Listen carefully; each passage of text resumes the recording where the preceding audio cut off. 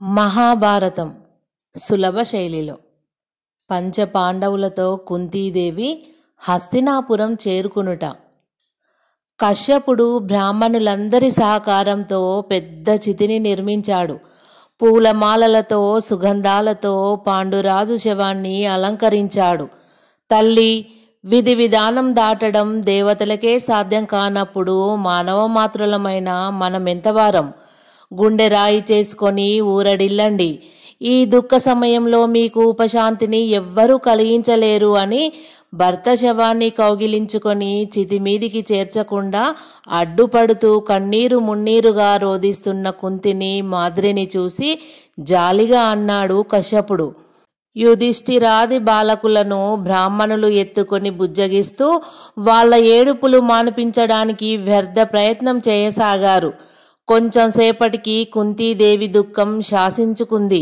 ఏదో నిర్ణయంతో మనసును పదిలపరుచుకుంది. దీనంగా కశ్యపుని వైపు చూసింది. స్వామి, ఇప్పట్లో మీరే మాకు దైవం. దయచేసి నా కోరికను మన్నించండి. చితిలో కలిసి నేను కూడా నా పతిదేవుని సన్నిధికి చేరుకుంటాను. నా చెల్లెల్ని చిరంజీవులను హస్తినాపురం తీసుకువెళ్ళి మామగారైన భీష్మదేవులకు అప్పగించండి అని నిశ్చలంగా లేచి నిలబడింది కుంతీదేవి. వెంటనే మాద్రి కుంతి పాదాలపై పడి, అక్కా, ఈ విపరీత దుష్పరిణామానికి కారకురాలిని నేనే. ప్రమత్తురాలినై ప్రాణేశ్వరుణ్ణి సంరక్షించుకోలేని నేను ఈ చిరంజీవులను కూడా రక్షించుకునేందుకు అశక్తురాలిని. నీ పాలనలో ఈ కుమారులందరూ చల్లగా పెరిగి పెద్దవారై తండ్రికి తగిన కొడుకులు అని అనిపించుకుంటారు. నా మీద నీకు ఉన్న ప్రేమాభిమానాలు నిజమైనవే అయితే నాకు ఈ ఒక్క వరాన్ని అనుగ్రహించు అక్క. భర్త సహగమనం చేసే మహాభాగ్యాన్ని నీ చెల్లెలికి దారపోయి అని దుఃఖ స్వరంతోనే బ్రతిమాలింది మాద్రీదేవి. ఆ విషయమై అక్కా చెల్లెళ్ళు ఇద్దరూ ఎంతోసేపు ఒకరినొకరు కౌగిలించుకొని పరస్పరం బ్రతిమాలుకున్నారు. చివరకు మాద్రి యొక్క ప్రార్థననే మన్నించింది కుంతీదేవి. బ్రాహ్మణుల వేద మంత్రాలతో పరవశిస్తూ అగ్నిదేవుడు చితికి వెనుకగా చిటచిటార్పాటులతో వ్యాపిస్తూ ఉన్నాడు. యుధిష్ఠిరాది కుమారులు కడసారిగా తండ్రి పాదాలను కళ్ళకద్దుకున్నారు. మాద్రీదేవి కుమారులను 5గురిని ముద్దు పెట్టుకొని దుఃఖావేగంతో భోరున ఏడుస్తున్న కుంతి పాదాలకు నమస్కరించి పాండురాజు శవంతో పాటు చితిని ఆరోహించింది. కుంతీదేవి కొడుకులను 5గురిని కౌగిట పొదివి పట్టుకుని భర్త శవంతో పాటు భస్మమైపోతున్న మాద్రిని చూస్తూ భోరున ఏడ్చింది. ఇక హస్తినాపురంలో విదుర, ఇంతకాలం నుంచి ఎలాగో ఓపిక పట్టగలిగాను, కానీ ఇక నా మనసు ఉద్వేగాన్ని అణుచుకోలేకుండా ఉంది. చిరంజీవి పాండురాజు 5గురు పుత్రులను, సౌభాగ్యవతులైన మా కోడన్లను తీసుకొని తక్షణం హస్తినాపురం చేరవలసిందిగా నేను ఆజ్ఞాపించానని చెప్పు. వెంటనే బయలుదేరి వెళ్ళు. ఏకాంత మందిరంలో సువర్ణపీఠం మీద కూర్చొని భీష్ముడు విదురునితో అన్నాడు. భీష్ముని ఎదురుగా చిన్న ఆసనం మీద కూర్చొని ఉన్న విదురుడు వెంటనే లేచి, మీ ఆజ్ఞ ప్రకారమే చేస్తాను. అన్నయ్యను, మా వదినలను, చిరంజీవులను తీసుకొని త్వరగా తిరిగి తమ పాద సన్నిధిని చేరుకుంటాను అని విదురుడు భీష్మునికి నమస్కరించి అక్కడి నుండి వెళ్ళడానికి అడుగు ముందుకు వేశాడు. అదే సమయంలో ద్వారపాలకుడు అక్కడికి వచ్చి భీష్మునికి నమస్కరించి, ఒక బ్రాహ్మణుడు శతశృంగ పర్వతం నుండి వచ్చి దర్శనం కోరుతున్నాడని మనవి చేశాడు. విదురా, ఆ బ్రాహ్మణుని మన పాండురాజే పంపించి ఉండొచ్చు. వెంటనే వెళ్ళి సగౌరవంగా ఇక్కడికి తీసుకురా అన్నాడు భీష్ముడు సంతృప్తిగా. విదురుడు ద్వారపాలకుల వెంట వెళ్ళి ఆ బ్రాహ్మణుని తీసుకొని వచ్చాడు. భీష్ముడు పీఠం నుండి లేచి నమస్కరిస్తూ, స్వామి, దయచేయండి, ఆ ఆసనాన్ని అలంకరించండి అన్నాడు వినయంగా. ఆ బ్రాహ్మణుని ముఖం కళావిహీనంగా ఉండడం విదురుడు గమనిస్తూనే ఉన్నాడు. భీష్మదేవ, ప్రస్తుతం మీకు నేనొక దుర్వార్తను మోసుకొని వచ్చిన దౌర్భాగ్యుడను. మీ గౌరవానికి తగను. నేను మా గురుదేవుడైన కశ్యపుని వలన ఇక్కడికి పంపబడి మీకు ముఖ దుఃఖాన్ని కలిగించే ఘోర వార్తను వివరించడానికి వచ్చిన మందభాగ్యుడను అన్నాడు ఆ బ్రాహ్మణుడు. ఆ బ్రాహ్మణుడు అలా అనగానే భీష్ముని ముఖం వెలవెలబోయింది. విదురుడు ఎటువంటి చెడ్డ వార్తను వినవలసి వస్తుందోనని భయపడసాగాడు. స్వామి, మీ గురువులైన కశ్యపుల వారు ఎవరు? వారు ఎక్కడున్నారు? మాకు మీరు తెలియజేయబోయే విషాద వార్త ఎటువంటిది? విచారం సూచిస్తున్న స్వరంతో ప్రశ్నించాడు భీష్ముడు. కురువర్య, మా గురుదేవుడైన కశ్యపుడు యాదవ రాజేంద్రుడైన వసుదేవుని పురోహితులు. పాండురాజు హితం కోరి వారు కూడా శతశృంగంలోనే ఉండేవారు. మీ కోడలు కుంతీదేవిని మీ మనుమలైన పంచపాండవులను వెంటబెట్టుకొని వచ్చి ఊరి ముందర ఉన్నారు అని ఆ బ్రాహ్మణుడు తటపటాయిస్తూ అన్నాడు. బ్రాహ్మణోత్తమ, నా చిన్న కోడలు మాద్రి ఒక్క క్షణం కూడా భర్తను అక్కను విడిచి ఉండని మహాసాధ్వి, ఉత్తమ గుణశాలి. పాండురాజు వెంట లేకపోవడం, మాద్రి కుంతితో కలిసి రాకపోవడం చాలా ఆశ్చర్యంగా ఉంది. కీడును వినకూడదని మనసులో 1000 దేవతలకు మొక్కుకుంటూ భీష్ముడు అన్నాడు. ఇంకెక్కడి మాద్రిదేవి తండ్రి అంటూ ఆ బ్రాహ్మణుడు కనుగుడ్లలో నీరు నింపుకున్నాడు. ఆ బ్రాహ్మణుడు అలా అనగానే భీష్ముడు అదిరిపడ్డాడు. విదురుడు ఒక్క ఉదుడన ఆ బ్రాహ్మణుణ్ణి చేరాడు. స్వామి, ఏం జరిగింది స్వామి? మా చిన్న వదిన ఏమైంది స్వామి? శోకం బాధ పెనవేసుకుంటున్న కంపిత స్వరంతో అడిగాడు విదురుడు. భర్తతో సహగమనం చేసింది, దుఃఖిస్తూ అన్నాడు ఆ బ్రాహ్మణుడు. విదురుడు నిశ్చేష్టుడై కొయ్యబారిపోయాడు. భర్తతో సహగమనం అని ఒక్కొక్క అక్షరాన్ని ఒత్తి పలుకుతూ దుఃఖావేగంతో పెదాలు కంపిస్తుంటే భీష్ముడు, నాయనా పాండురాజా, మమ్ములందరినీ ఎంత అన్యాయం చేసిపోయావు తండ్రి అని బోరున ఏడుస్తూ ఆకులను, పండ్లను, పువ్వులను నేల రాలుస్తూ పెనుగాలికి కూలే వృక్షరాజంలా మణిమయాభరణాలు చెల్లా చెదురుగా క్రిందికి జారిపోతుండగా భీష్ముడు దుఃఖ విహ్వలుడై దబాలున భూమి మీద పడిపోయాడు. ఆ తరువాత దేవతల వరప్రసాదంతో జన్మించిన దివ్య పురుషులట.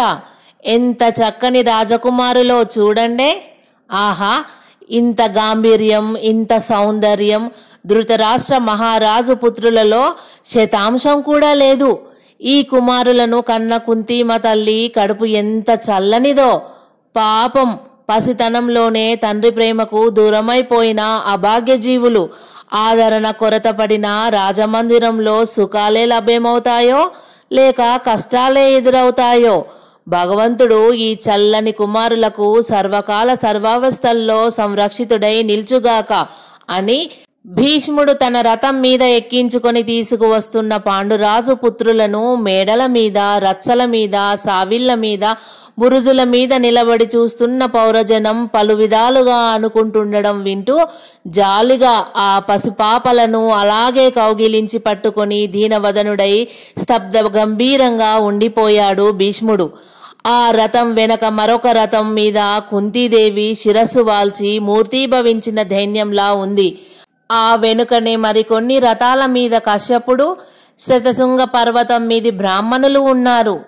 అన్ని రథాల వెనుక మాద్రి పాండురాజుల చితాభస్మం ఉన్న పూర్ణకుంభం పుష్పమాలాంకృతమై చూపరులకు జాలి గొలుపుతూ ఉంది.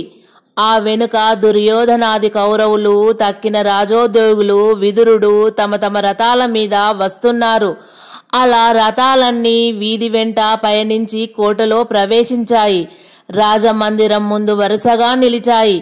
భీష్ముడు శరచాపధరులై సింహ కిషోరాల్లా ఉన్న రాజసింహ కుమారుల్ని రథం నుండి కిందికి దించి అందరినీ 2 చేతులతో ఎత్తుకొని మౌన గంభీర విషవదనుడై ముందుకు నడిచాడు. అక్కడ వారి కోసం వేచి ఉన్న ధృతరాష్ట్రుడు, గాంధారి, మంత్రులు, పురోహితులు మొదలైన వారు పాండవులను ఎత్తుకొని పాండురాజును తలుచుకొని విలపించారు. తమ్ముని తలుచుకొని ధృతరాష్ట్రుడు కుమిలి కుమిలి వాపోయాడు.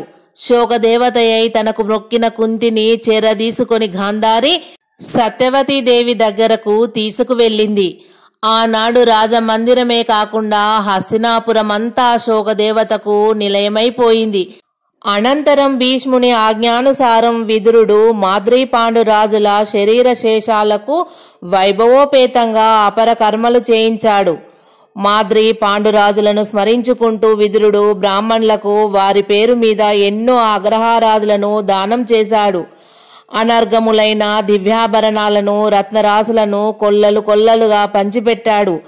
ఆ అస్థికలను చితాభస్మాన్ని ఒక పవిత్రమైన ప్రదేశంలో ప్రతిష్ఠింపజేశాడు. ఎంతో గొప్పగా చిన్న వదినకు అన్నకు పరలోక విధులను నిర్వర్తింపజేశాడు.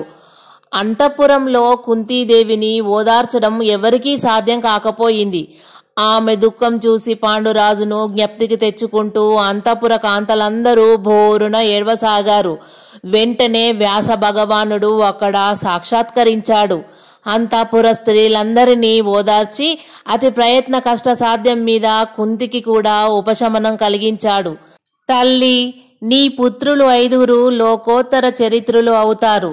తండ్రి ప్రేమకు కరువైన ఆ పసిపిల్లల భవిష్యత్తును ఎంతో తీర్చిదిద్దవలసిన నువ్వే ఇలా పసిపిల్లలా అధైర్యపడితే ఎలా చెప్పు? ఇక నుంచి భర్త మరణ దుఃఖం మనసును అంటనివ్వకుండా పిల్లల మీద శ్రద్ధ తీసుకో. ఈ శరీరాలన్నీ ఏనాటికైనా మన్నులో కలిసిపోవలసిందే. నీటి బుడగల వంటి జీవితాల కోసం విచారించడం వివేకం కాదమ్మా అని కుంతీదేవికి ఉద్బోధించి వ్యాసుడు తన తల్లి దగ్గరికి వెళ్ళాడు. శోకోన్మాదిని అయి ఉన్న ఆమెను చూసి చిన్నగా నిట్టూర్చి ఇలా అన్నాడు. అమ్మా, అతి చంచలమైన ఈ జీవిత రహస్యం తెలియక ఇలా మమతతో బంధింపబడి విచారిస్తున్నావు గాని యథార్థం ఆలోచించు తల్లి. ఈ ప్రపంచమే క్షణికమైంది, మహా దుఃఖపూరితమైంది. సుఖం కంటే దుఃఖమే ఎక్కువ కాలం అనుభవించడం జీవకోటికి పరిపాటి. పునరపి జననం పునరపి మరణం. తామరాకు మీది నీటి బొట్టు వంటి ఈ జీవితాన్ని గురించి ఎందుకు విచారిస్తావమ్మా? ఈ జీవితంలో సుఖం లేదు, శాంతి లేదు, సంతోషం లేదు. సారం లేని సంసారంలో పడి అల్లాడిపోకుండా ఆధ్యాత్మిక చింతనలో జీవితాన్ని ధన్యవంతం చేసుకో. జన్మ కాలుష దోషం నుండి విముక్తి చెంది మరు జన్మ లేకుండా మోక్షం పొందు తల్లి. పంజరంలోని చిలుకలా ఇప్పటికీ ఈ సంసారంలో చిక్కుపడి ఉన్నావు. ఈ బంధాలు ఇంకా నీకెందుకమ్మా? అదీగాక నీ జీవితంలో గడిచిపోయిన దినాలే ఎంతో మంచివి. భవిష్యత్తు మహా భయంకరంగా కనిపిస్తూ ఉంది. జరగబోయే విపరీత దుష్పరిణామాలను చూసి నువ్వు భరించలేవు. ఈ ధృతరాష్ట్రుని పుత్రులు మహా దుర్మార్గులు అవుతారు. నీతి, న్యాయం, ధర్మం విడిచి నీచులై సంచరిస్తారు. చేయరాని దుష్కార్యాలను చేస్తారు. ఈ పాపాత్ముల వల్ల కురుకులమే నాశనం అవుతుంది తల్లి. ధృతరాష్ట్రుడు పుత్ర వ్యామోహంతో తాను కూడా పాండుపుత్రులకు ఎగ్గు చేసి చివరకు సర్వనాశనం తెచ్చుకొని పశ్చాత్తాపంతో కృంగిపోతాడు. జనని, ఈ దుర్భరం నువ్వు చూడలేవు, చూసి తట్టుకోలేవు. నీ కోడన్లను తీసుకొని తపోవనానికి వెళ్లి తపస్సునివై తరించు తల్లి అని వ్యాసుడు ఆ విధంగా తల్లికి అద్వైతం ఉపదేశించి ఆమెకు నమస్కరించి అంతర్హితుడైపోయాడు. తర్వాత సత్యవతీదేవి కోడన్లను వెంటబెట్టుకుని తాను తపోవనానికి పోతున్నట్లు భీష్మునికి చెప్పింది. అమ్మా, ఈ విపత్ సమయంలో నువ్వు కూడా నన్ను విడిచిపెట్టి పోతావా తల్లి అని భీష్ముడు సత్యవతిని కౌగిలించుకొని చిన్న పిల్లవానిలా శోకించాడు. సత్యవతి కొడుకును ఓదార్చి కుంతిని, పాండవులను జాగ్రత్తగా చూసుకోమని చెప్పి అందరినీ ఆమంత్రణం చేసి కోడన్లైన అంబిక, అంబాలికలను వెంట తీసుకొని వెళ్ళిపోయింది. ఆ పుణ్యవతులు 3 నారచీరలు ధరించి అనేక పుణ్యతీర్థాలు సేవించారు. ఎన్నెన్నో క్షేత్రాలు దర్శించారు. చివరకు ఒక పవిత్ర ప్రదేశంలో ఘోరమైన తపస్సు చేసి శరీరాలను శుష్కింపజేసుకొని పుణ్యలోకాలను చేరుకున్నారు. ఆ వార్త విని భీష్ముడు తల్లికి, మరదన్లకు ఉత్తమ గతులు చేకూరేటట్లు వారి పేరు మీద దాన ధర్మాలు చేశాడు.